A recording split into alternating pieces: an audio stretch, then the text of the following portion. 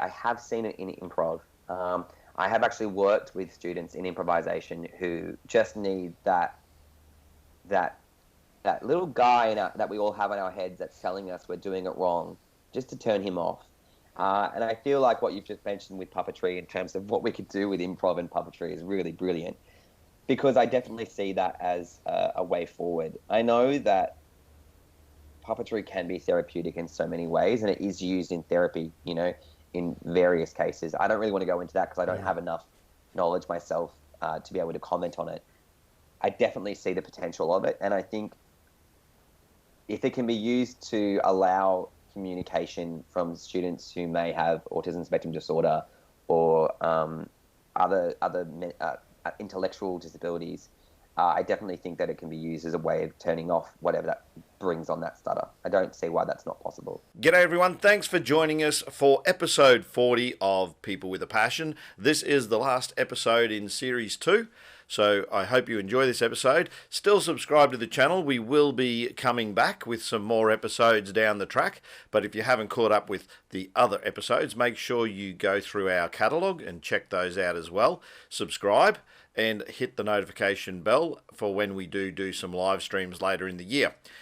If you love puppets, then today's episode is for you. We've got Pete Davidson from One Orange Sock, who's an educator and a puppeteer, and he also has the podcast of the same name. So if you're interested in education and how you can use puppets to get your message across, then by all means, check this episode out. I hope you enjoy it. Today's episode is brought to you by Applaudible.net.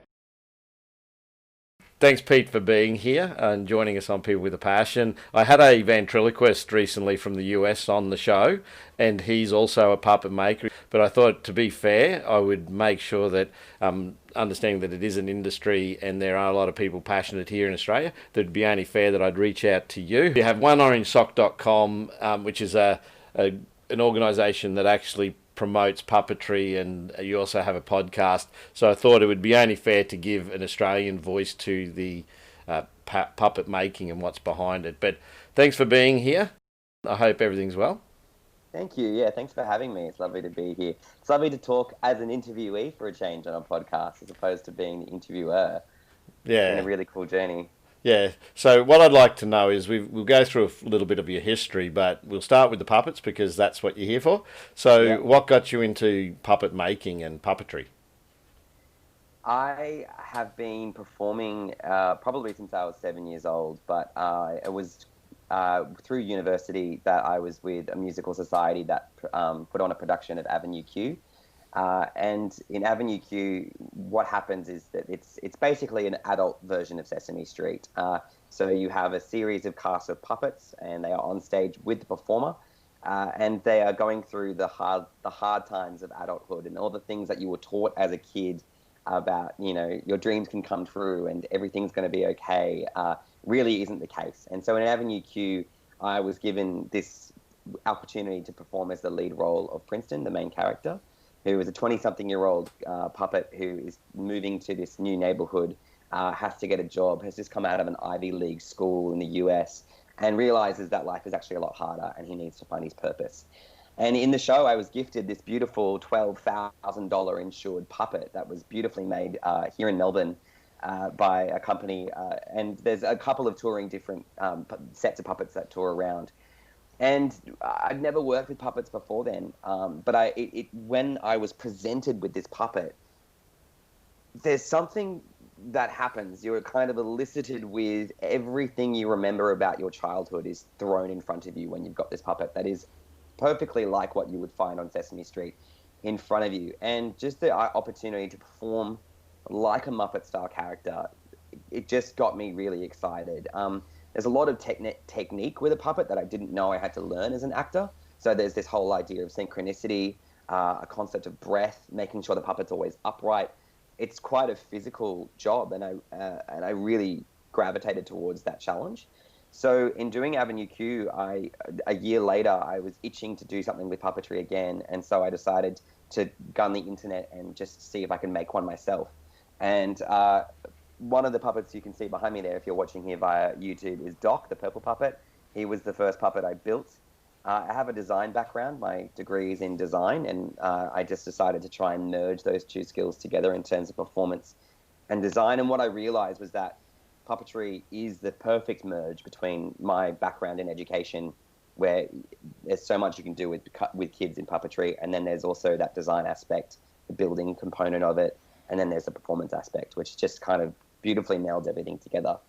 So yeah, I then found a teacher, found a master of puppetry who knows how to build these things, made a bunch of stuff happen for myself in terms of different internships or workshops I could go to. And there aren't many in Sydney. It's a very small community, as I've learned.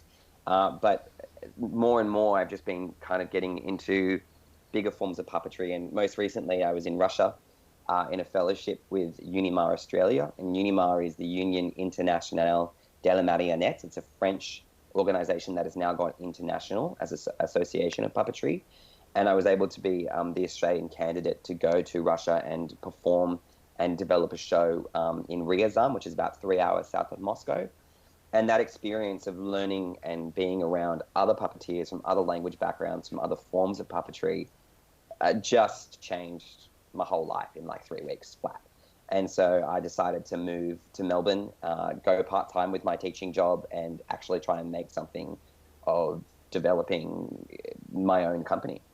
I find that a lot, so that's perfect to have you here on People with a Passion, because a lot of the time people start, you've talked about a narrative that I hear all too often, that you had a love of puppets when you were younger, then you've stumbled into a passion, and now you're turning it into potentially a business because you want to obviously do something you love and make money at the same time. I do guess that you actually do like teaching as well, so it's not necessarily that the teaching, but there's a lot of teachers out there, so you're looking at this as an opportunity, I guess, to combine teaching and puppetry, which is two things you love. Would that be a good guesstimate? Yeah, I think I came to Melbourne to teach because I can teach drama here, and that's something that I wanted to do more and more. I taught art and design and drama all a bit too much of the stuff. But what I've noticed with puppetry in terms of education, I mean, it starts with Sesame Street, right? But there's something about the simplification of a puppet, and this is specifically Muppet-style puppets. There's something about the simplification of the face. There's something about the level of cuteness that the puppet offers. That when you actually use puppets in an education setting, you get a reaction from the kids that is just wonderful. And particularly with students with autism spectrum disorder or varying levels of autism spectrum disorder, you find that it is an easier and simpler communication tool with them. So part of me still wanting to teach while I'm doing this is also because I think like there's a great opportunity for puppetry to be in the classroom. But yeah, I'm totally passionate about teaching and education, and I think it is my bread and butter, and it has been for the last 5 years. Puppetry in itself is, and this podcast that I'm making is my education. It's my puppet education. And so I'm learning from every single practitioner that I speak with. And what I would like to do with the company is potentially get into schools and do puppet workshops, which was what I was doing back in Sydney. And I think it's just a really great way to introduce an art form that I think is part of theatre. I think we forget that puppetry belongs as part of theatre. And when you say to someone, oh, I'm an actor, they go, oh, that's great. When you say to someone, I'm a puppeteer, they go, that's peculiar. And actually, it's really the same thing. You know, we're still performance practitioners. We just have a different mode of operating and a different mode of creating our work. And the difference is that we have an object that we are animating in front of us, as opposed to animating ourselves and turning ourselves into characters. The responsibility is on us as performers to make that puppet come to life, as opposed to changing ourselves. And I think that's the main difference. If you can, I'd love to see some of the puppets you have made, so I'm happy for you to break and grab some of them, talk through them and the inspiration behind them. So that's Sure. If you're happy to make a mess of those that are behind you, and we can talk. By all means. I guess So, I'll start with Doc. yeah, so But, make sure you pop your headphones out so you don't rip yeah, them out. I will. All right. I'll bring a few of them. Yeah, no worries. Just pop them down here. Yeah, no worries. That's all fine. And I'll take Elvis. I'm going to make a mess. Watch this. All right, let's just do 3. Yeah, no worries. And I'll grab Mini Me as well. Here we go. All right. All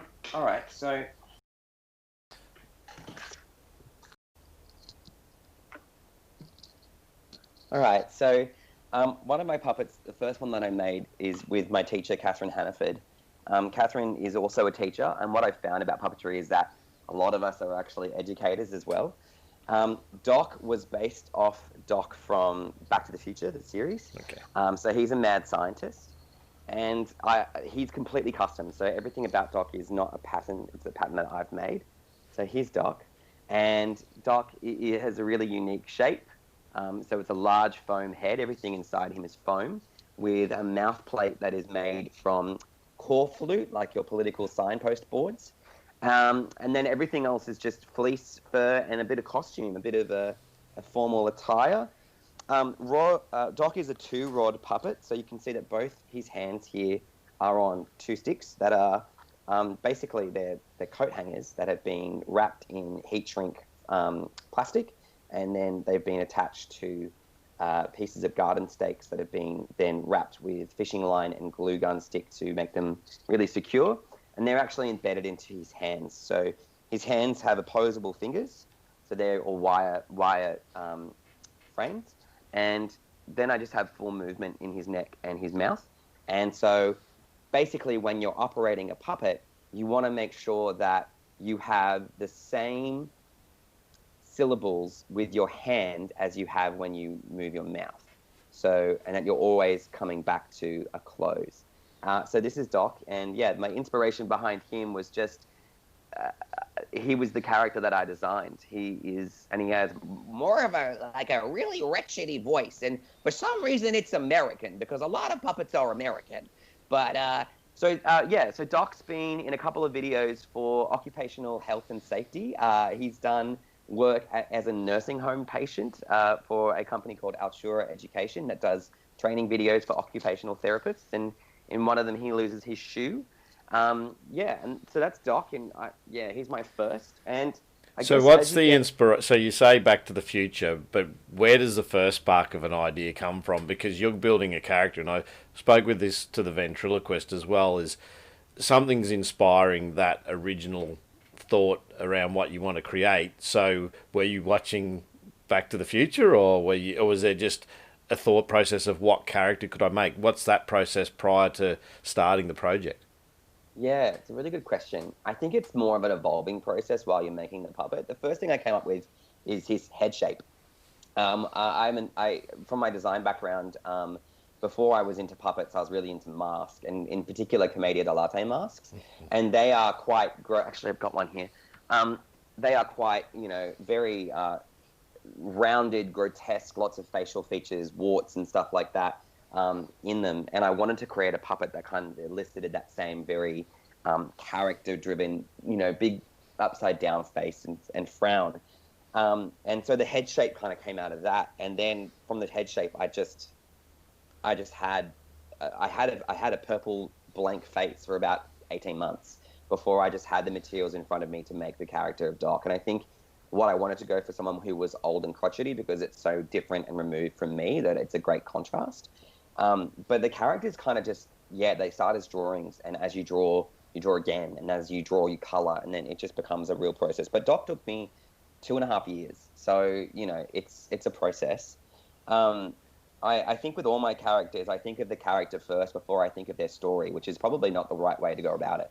But Doc is going to be part of a YouTube series I'm creating called Fur, in which he is a mad scientist who, in his experiments, creates a lot more different puppets that explode out of beakers, and they're going to basically wreak havoc over him. Like a bit like Gremlins, sort of like a monster story. So Tilly Monster will be a part of that, the pink puppet behind me. And Hoover, who is my glove puppet. This is Hoover. So Hoover, and a lot of the puppets, I wanted to make a puppet in terms of style that was similar to the Avenue Q style puppets. So a lot of the cut puppets are 2-rod puppets, but the puppets in Avenue Q, one character called Nikki in Avenue Q is a glove puppet, and it's very similar to Oscar the Grouch and to Telly Monster in Sesame Street. So you can actually wear his arm as a glove, and then he's actually a tandem puppet. So this other arm here should actually be operated by another puppeteer who would work in tandem with me as we move across the stage or as we move above a playboard to make him come to life. So Hoover is my carpet monster puppet. He is named Hoover because he's made out of the bits and pieces from a Hoover vacuum cleaner. And he just is this furry mess. And what I love about Hoover is he has this great residual movement. Like, it's what we call sympathetic movement. When he moves, his fur follows. And so he just gets this great expression. Mm-hmm. But also you get that added expression with his hand. So in terms of building, this was just my opportunity to work with a different style of Henson puppet. And you can see that he's just adorable, but he can also be quite expressive. So yeah, that's Hoover. And it just, as I kind of got better in terms of my confidence with working with foam, with patterning, I've become more interested in other styles of puppetry, and there's tons. There's so many styles of puppetry out there. I mean, there's Bonraku, which I discovered in Japan. Europe is fascinated with marionettes, as are some great practitioners in Canada and America. There's so much. And when I was in Russia, I created this little head self-portrait of myself. So this is me. And then for a scholarship application, I actually created the body, which is made of irrigation pipe and cable ties from a workshop I did with a practitioner called Leon Hendroff in WA. And he is just basically a different form of a smaller style of puppet. He is able to, be a miniature version of me and can characterize himself through me. But it's just a really simple, it's basically just a doll, mm-hmm. of sorts that you can operate with a ring at the back of his head. So yeah, I've just been experimenting, and I'd still very much consider myself a student of puppetry. I think that's part of the reason I started the podcast, was because we don't have a formal institution to learn puppetry here. And there aren't institutions like the O'Neill or Beyond the Sock, which are big puppet conventions in the US. We really have to work with the people that we find in the puppet community around here to teach us. And so I think the podcast was me really reaching out to a bunch of puppeteers and trying to learn more from them. So yeah, I still consider myself very much a baby builder. If you want to have a look at the next project, this is Grumble's body. Grumble is going to be my largest puppet. He's going to be a full-scale walkabout puppet. Mm-hmm. His head is there, the large chin, and he is a simple gardener. He is going to be my first puppet that I put in schools, and his whole message will be teaching kids what comes from our vegetables and how we grow our own food and where food comes from. So this is his body. It's all made out of irrigation pipe and garden trellis foam. So I'm trying to keep in with the theme of gardening and mm-hmm. what we find at Bunnings. And then it's been bodied up with foam to make his full body. And that will actually attach to myself. And then he'll have very similar sleeves to Hoover, where his shirt will then allow my hands to go into the gardening gloves and be operated from me. So yeah, I'm still learning and still making new forms of puppetry and different builds. It's definitely been a passion project of mine, at least for the last 5 years. But I still think I'm definitely a student. So the passion project, it's intriguing that as a grown man that you would arrive at this. And I think this is the thing when you say, you're in theatre, people can understand that. But when you say I'm a puppeteer or puppetry, they it takes them back to childhood and think, well, that's just child's play. That's something that grown people don't tend to do. So to say that it's part of the theatre is actually correct statement. The funny thing is all the puppets we see as kids are brought to life by adults. So you think of Sesame Street and you think of the Muppets, and you also think of Mr. Rogers, I think it was. Oh gosh, that's way back when. Yep. So those people who have educated people along the way, and particularly kids. And something I noticed when interviewing the ventriloquist is your attention goes to the puppet when you bring life to the puppet, and the person who has their hand in the puppet is almost secondary. Ventriloquist is a little bit different because there's an interaction between the two, so there's another level of art form there, and obviously the timing of when you move your lips and not, and the thought process, and particularly the improv. But I'm guessing the same with you, even though you're clearly the person speaking, the improv side of things would be also huge when you're in theatre, that it's not all narrated and written or Yeah, scripted? absolutely. You've kind of covered a lot there. First of all, when I think people say things about puppetry being childish, I want to draw attention to things like Warhorse and huge shows that are stage spectaculars like King Kong, or anything that Cirque du Soleil does. This is all puppetry. It's all animating something. And I feel like when we try and put puppetry in a box, generally the only part of puppetry that goes in that box is what we remember from Henson Star Puppets in the US here. And I think we just need to broaden our horizons to what puppetry actually is. It is so much more than just Sesame Street. So I think that's where I've been going in terms of learning those other styles. In terms of becoming, in terms of what a ventriloquist does, it's much more of I know Dennis Murphy in Sydney, who is a ventriloquist puppeteer, and he speaks about how it's a much more of a psychological adventure when you're working as a vent, because you are literally switching characters while not changing your own individual face. And it's a two-hander. You're really creating a duologue, but it's just you. So what the puppeteer becomes is effectively the spirit or the soul of the puppet. When they're embodying, when their hand is in there, you're eliciting something that is pulling focus away from your face, and you then become so focused on making sure that that puppet is alive, and that puppet has breath, and that puppet has residual, just little tweaking movements to always keep it alive and animated and floating. It's actually quite freeing as a performer. I think a lot of acting, we're so focused on what we're doing, and it's actually quite wonderful to take that attention off yourself and put that into something that's not you. And for a lot of people who have any kind of mental health issues, anxiety with performance, or stage fright, puppetry is a really great way to re-access stage and theatre craft, because it as is mask in a lot of ways, compared to the latte as well. Once you have something that separates you from the audience and there's something in between you, it's really freeing. And then that improv that comes in, because you feel less fear, and by feeling less fear, you feel more at play. And when we have that state of play available to us, then we can make something magical happen.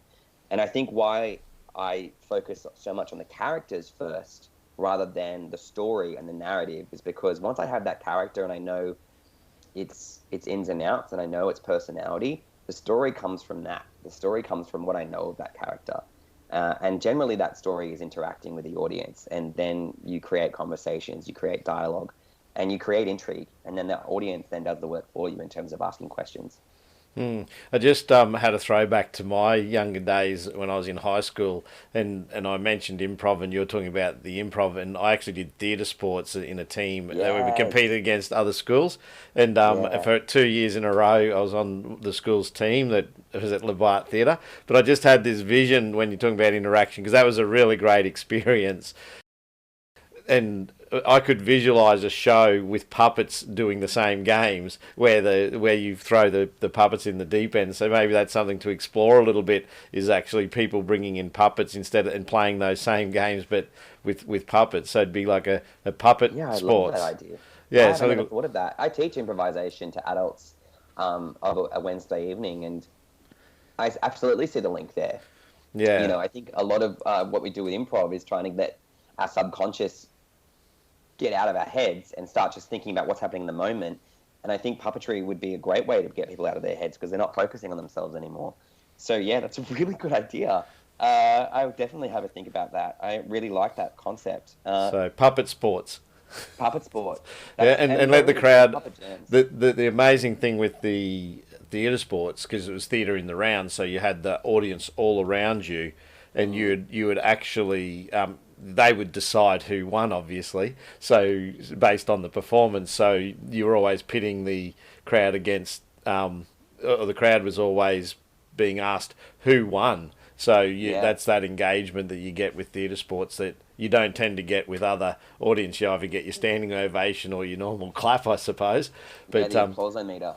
Yeah, but that's just a thought that popped in my head as we were speaking, because we're talking about improv, and I thought I reckon it'd be really interesting to see a theatre sports style show done with puppetry. So there might be an idea around that. So.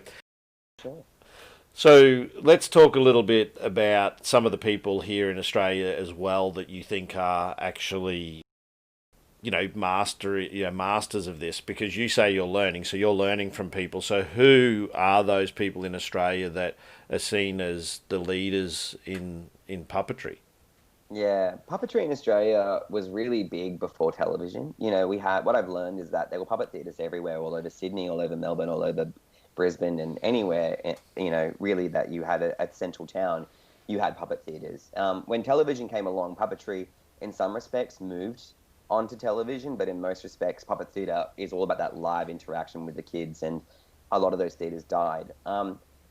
What we all remember is, I'm sure we all remember Mr. Squiggle. And so Mr. Squiggle was designed and created, it's the creative genius of a guy named Norman Hetherington. And I've learned that he really is sort of a bit of the forefather of Australian puppetry here, but he's no longer with us. But one of the oldest and most probably brilliant internationally puppeteers that we have here is a guy named Richard Bradshaw. And he lives down in Sutton Forest, down in Bowral, really. And he was a shadow puppeteer, so he created beautiful animations using just cardboard and created these great comic gags that were seen by Jim Henson, and Jim Henson actually invited him out to the US to showcase his work, and then it came back over here in the 80s to do a documentary on Richard's work. And then Richard also was credited in the first season of The Muppets.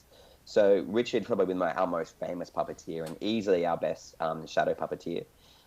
He's a wonderful, wonderful man. He's got so many stories. I had to do a 2-hour, block. I think we ended up recording that podcast for 4 hours with him because he just has such a wealth of knowledge and a wealth of experience.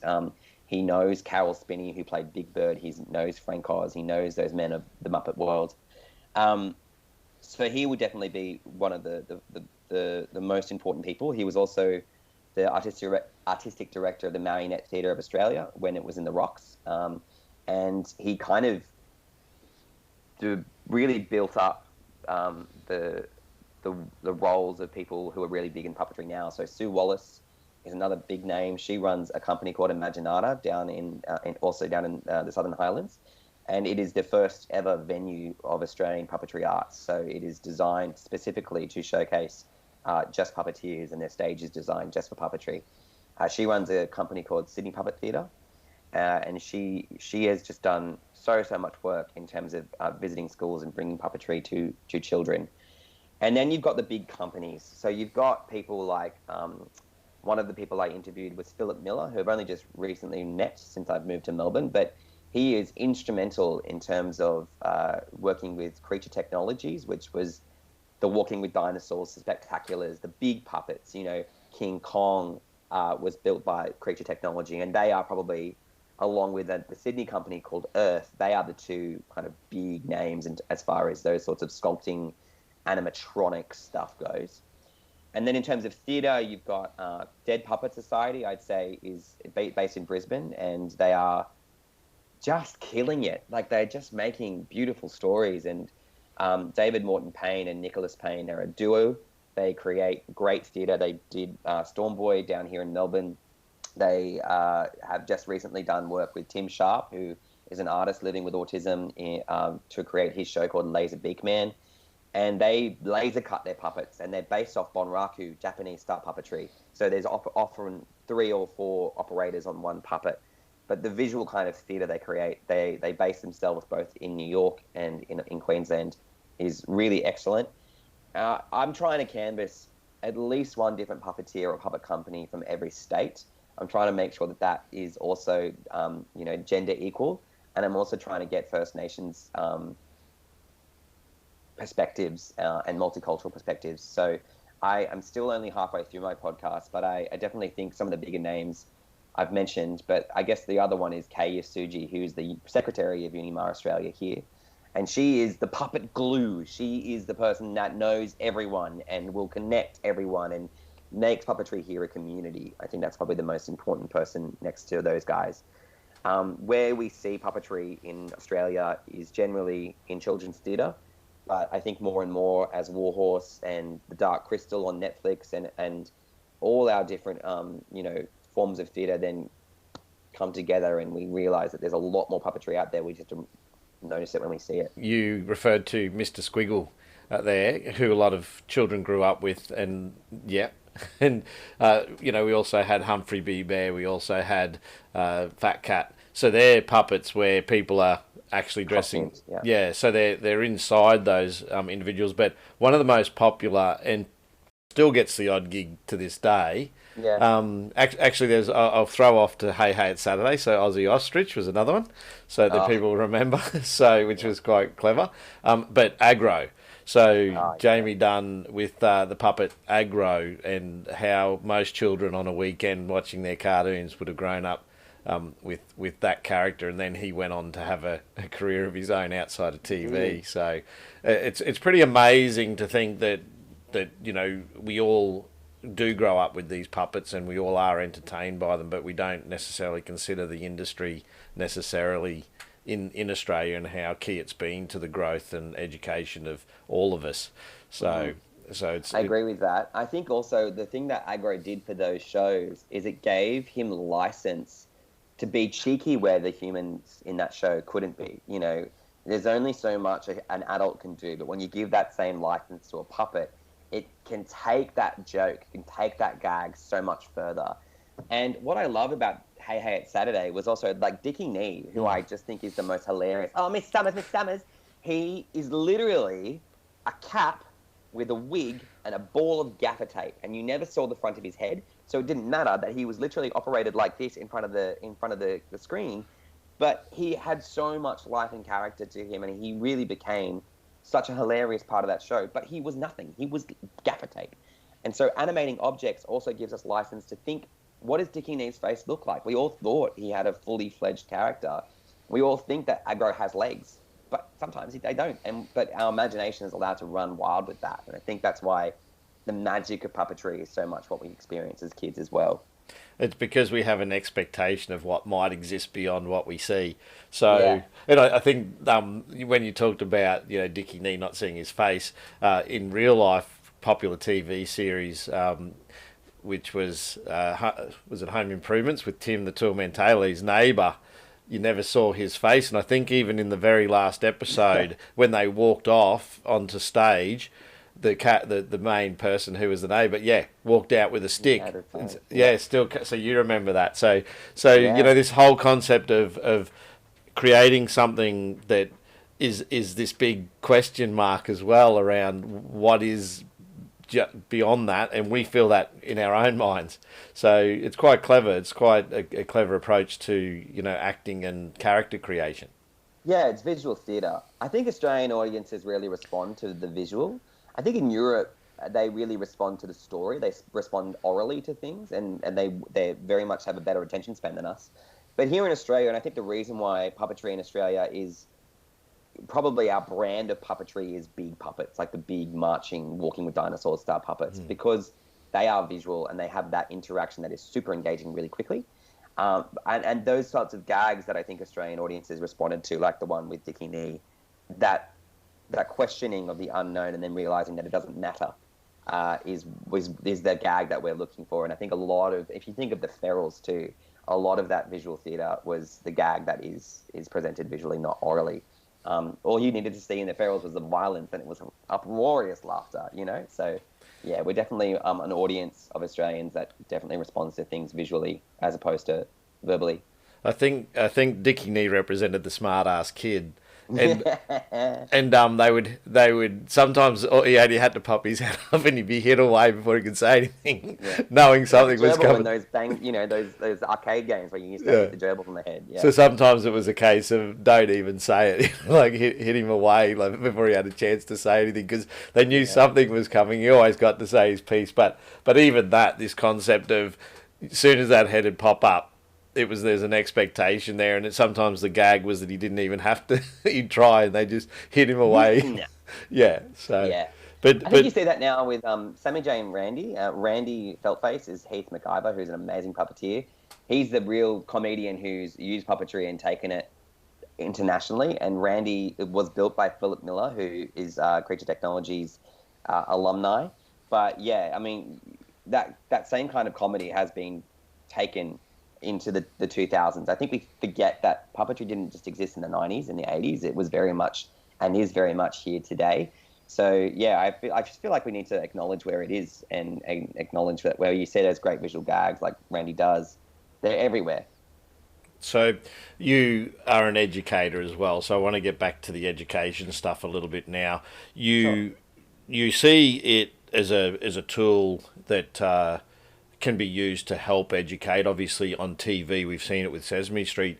Do you think that because you want to run workshops in schools, that's probably not just workshops for kids to learn how to make it? It's, I assume, for educators to understand the value of how they can utilise that approach to engage their students in learning to create a different change of state for them, so it's not the normal person standing up in front of the class and just telling them to do this? Yeah, I think puppetry can be used in a number of ways. I mean, the ways that it's already working, it's a really great way of talking about threatening or dark subjects and bringing light to them. If you think about what Camp Quality does in terms of discussing cancer and leukemia in children with children, those puppets are incredibly important in making sure that the students feel safe and that there's a softness to an otherwise very, very difficult subject. If you think about the Healthy Harold puppeteer that goes around in that van and just goes school to school for a week at a time to talk to kids about drugs and alcohol, about healthy eating, about substance abuse, there's a reason that works is because Healthy Harold is non-threatening. So from that perspective, you can really get into tough stuff with kids through puppetry. It provides a safe space and it provides them a level of familiarity that they're aware of. In terms of developing puppetry in the classroom, it ticks so many boxes because if you're building a puppet, making the kids operate and give a character to a puppet, and then having them perform with a puppet, you've just covered 6 different KLAs there. You know, you're going into design, you're going into materials. You might actually be able to tick off your sustainability box by using, trash or materials that are not new. You then also get the idea of the kids collaborating on something, or you're then creating a performance outcome. So they might be characters that are made, and you can have a story about that character through English, and then you're doing drama about it. So it's able to really cover a lot of bases, and I think that's what I learned with puppetry. Like, I learned that it merges my design, my education, my performance so beautifully. Why wouldn't we then translate that down to a more simplified level for students? And then on top of that, it gives us access. So you might have noticed that Sesame Street has now given a representation in their puppets. There's now a character who has autism. There's now a character who does come from a family that is a foster care home. And it allows us to see difference. So with the Muppets and the monsters are basically a way of, and I think this is very topical now, the monsters are basically a way for us to acknowledge difference, but also acknowledge similarity and sameness. And I think the way in which we teach cultural awareness, I know that Larrikin Puppet Theatre in Brisbane is going to create a show called Hijabi Girl, which is about seeing and acknowledging and celebrating difference. It's a really great way to access those sorts of stories. And so what puppetry really is in terms of educating is just a different form of storytelling that can introduce kids to a form of performance that they're already familiar with, but also very new to. I actually interviewed a lady who had a facial difference, born with a facial difference, on my show, which I'll put a card in for those that are watching, where she actually became an educator for 25 years and now is the author of multiple books around embracing difference, where she makes people the hero of their own story, but they're all different. Yes. There's all something about them that they feel that they're different and they're made to feel different, but they end up being the saviours. They save the cat moments of, who they actually are. So they find an identity around their difference. And I think that the name of that one is called Embracing Difference. And she makes some amazing statements. And having lived that journey from the day she was born, she said she was bullied because her parents were told that she shouldn't be taken out into the world. So to have her parents told that, she said that's the very first day I was bullied, and she said school every day she was bullied. So obviously she's an advocate for anti-bullying, but the thing is I can see how the puppetry and puppets can become so important in those narratives. I never considered what you just said there around difference, that these puppets are all different, and they are, in a sense, they all have their own character and personality. in their own Definitely. story, but a lot of them are monsters, and a lot of difference is seen as what people perceive as an ugly side, which actually isn't necessarily who that monster represents. Like you think Yeah, of Elmo, you think of Aggro, you think they've all got nice. a color. Yeah, yeah, exactly. There's something in their makeup that makes them likable, even though they're sometimes rogues or different. Yeah, that's it. I think also what puppetry is, I've noticed is that, I'm someone who also comes from a background where I was never accepted for who I was for a very long time. And so what you get in puppetry is a merry band of puppeteers who are those fringe people who then come together and find themselves as a community in this art form. Hmm. I feel like puppetry as well, yeah, in terms of celebrating difference, I had an interview recently with a puppeteer called Drew Wilson, and his whole shtick was about that same thing, that idea of finding heroicism in your own self and in puppetry, and just allowing yourself to you do you. Like, yeah, like that's what it's all about. If you can do you and you can celebrate yourself and create truth on stage, that is just as valid as creating something that's completely not you on stage. But I also think that in what we're going through with the Black Lives Matter campaign, there is a really great toolkit here in what we have in puppetry to teach acceptance and and shun normal ideas of normal, and embrace everyone's individual selves. Yeah, it's really good to think that you're doing that and that sort of work and recognizing it, that it's not just puppetry. So I guess part of the passion there is comes down to what I see with a lot of people with a passion is ultimately they're there to help others or inspire others. So how do you feel the journey for you learning from all these puppeteers and their passion? How do you feel that you pass and doing your podcast helps pass that same passion on to potentially future puppeteers? Wow, that's a really deep question. I haven't really considered what it would do in terms of other people. I know that it's reaching international audiences, and I think what I want it to be is a bit of an airwave for international audiences to see that puppetry, even though we don't have an educational grounding in puppetry here, even though we don't necessarily have as many big puppet theatres or conferences, that it still very much exists and is an art form. I often ask the question to every single guest I have, why puppets? And I think a lot of the similarities there is that we find that puppets are magic and puppets allow us to embody all these things that we've talked about today. The other question is what advice this puppeteer has for young puppeteers and performers. And that really is, a lot of the ways, it's a selfish question. I ask it for me. I ask it because this is definitely the beginning of a journey for me. But what I find often is that it's quite validating to see that what I am doing at the moment is working out for me.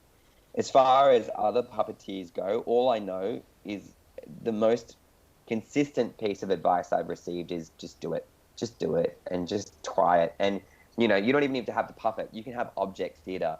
I was asked recently to do Romeo and Juliet, the balcony scene from Romeo and Juliet, using a drink bottle and a pair of headphones. And so this is Juliet and this is Romeo. And I'm just animating these two objects. Romeo, Romeo, wherefore art thou, Romeo? Oh, what on the light, his window breaks. You have so much around you as objects that you can create and animate and just have fun with. And I think just the allowance of separating, I think what it really is about separating the performance anxiety. So if you're allowing yourself to put your performance in and embody it in something that's not you, takes away that focus off you, you're able to play and have fun. And I think what we need to do is coax people back into performance and into these other fringe art forms by virtue of this great thing. We live in a very anxious generation. We live in a very anxious time. And I feel like this is a way that we can access feelings, thoughts, emotions, stories, narratives that are really dark for us, but also bring light to them. So I think that's the best advice I've had is just you do you, have a go, and tell the story that you find truthful. Have you considered or seen where puppetry perhaps is used with people who stutter? Because I know that when they do singing, when they ask people who stutter to potentially sing, they lose their stutter, and it's around breathing. So, Yeah. but a lot of it's around anxiety and things like that as well. But have you seen any puppetry used as potential therapy for people who stutter, or considered that as perhaps something to look into? I haven't seen it in puppetry. I have seen it in improv. I have actually worked with students in improvisation who just need that that little guy that we all have in our heads that's telling us we're doing it wrong, just to turn him off. And I feel like what you've just mentioned with puppetry in terms of what we could do with improv and puppetry is really brilliant, because I definitely see that as a way forward. I know that puppetry can be therapeutic in so many ways, and it is used in therapy, in various cases. I don't really want to go into that because I don't have enough knowledge myself to be able to comment on it. I definitely see the potential of it, and I think if it can be used to allow communication from students who may have autism spectrum disorder or other intellectual disabilities, I definitely think that it can be used as a way of turning off whatever that brings on that stutter. I don't see why that's not possible. No worries. Is there anything you'd like to say to anyone who's considering puppetry? And do you want to tell them a little bit about what you're actually doing? You sort of alluded to it, but what is it? One orange sock? Yeah, one orange sock. Yes. So what I would love to say is, if you are an Australian or anyone who's considering puppetry, the best thing you can do is reach out and connect with your other puppeteers, because I feel like because it is considered a fringe sort of thing, that there's this expectation that you have to do it alone. You do not have to do puppetry alone, and puppetry is about collaboration. One Orange Sock is an independent design studio, creation studio for myself as a puppeteer and performer. And what I'm trying to do is develop projects and develop opportunities for puppetry to re-enter theatrical performance, break its way into podcasting, and break its way into other channels like YouTube. And project by project, my ambition is to make sure that puppetry in all its forms, not just Muppetry, which I've started in, is able to be seen as a healthy, valid profession and art form, but also that but also that it is a way in which we can tell stories that embrace difference, that embrace otherness, and actually use those as strengths. So One Orange Sock is my personal brand of sorts. I started this business only in January of this year, so it's very, very new. I'm so excited that I now have a central point, a location for which people can see me and see my puppetry. And I think there's a whole other discussion about personal branding and performance branding and puppetry in that regard. But if you are loving the podcast, if you've listened to the podcast and you like it more, then there's more coming. The next show will probably be out by September, and hopefully from that we'll have a series happening on YouTube as well. So it is growing, and I'm so excited to see where it goes. And you're focused on the Australian puppet industry at the moment, but when I connected with you and I shared you the video I did with Landon Harvey, who was the ventriloquist, you said, I'll look at it later, but I'm keen to do international puppetry, but not right now. My series on my podcast will be focused on Australia, but I do want to branch out. So you said and alluded that you had a international audience. Interestingly, I was intrigued to find out how big puppetry and venting was actually in the US. It's quite intriguing, and he's making puppets for others and selling them at shows now. Puppets, so there's a bit more maneuverability. They're designed differently. With you're saying yours are more cute. The cuteness and the identification of cuteness is important, whereas these guys with the venting tend to go to some serious extremes in the way they're creating their puppets, with a lot more features and characteristics, I think, to create their characters. And maybe that's a misconception, but certainly the ones I've seen certainly look like that.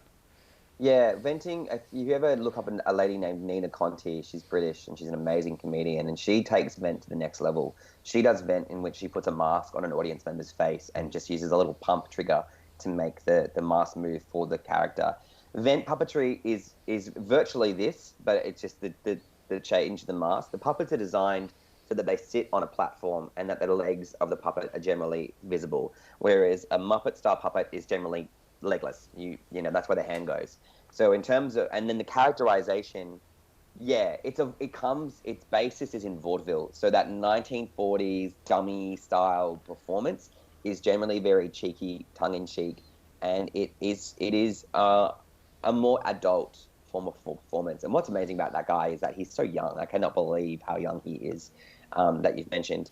So yeah, I feel like there is a difference between the two. It is a very much a 10,000 hour skill. Like if you haven't done it for 10,000 hours in terms of practice, it's hard to get. In terms of the podcast, season 1 is going to be 24 episodes. I hope to have that finished by September so that I can move on to my next project.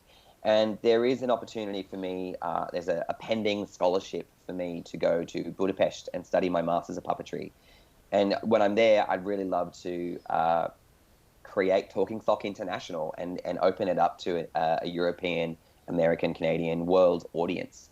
And the reason that is because once I have an audience in Australia and we project it out to the world what Australia can do, communication goes two ways. I have to have voices from the other parts of the world come back and tell Australian audiences what puppetry is out there for them.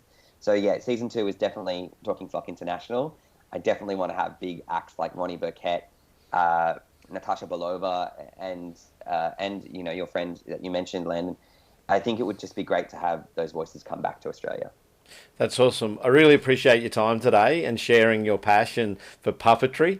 And I'm sure we'll see and hear more of you in the Australian landscape and obviously in the international landscape as well. And hopefully you've inspired some teachers to think differently and some potentially young future puppeteers to take it up as a potential passion and might give them some purpose if they're looking for something different that where you say they might struggle to do acting or be in front of people, but it might open up some avenues for them to actually, express themselves in ways that they hadn't previously considered. Yeah, please get in touch with me if you are a teacher looking to put puppetry in your classroom.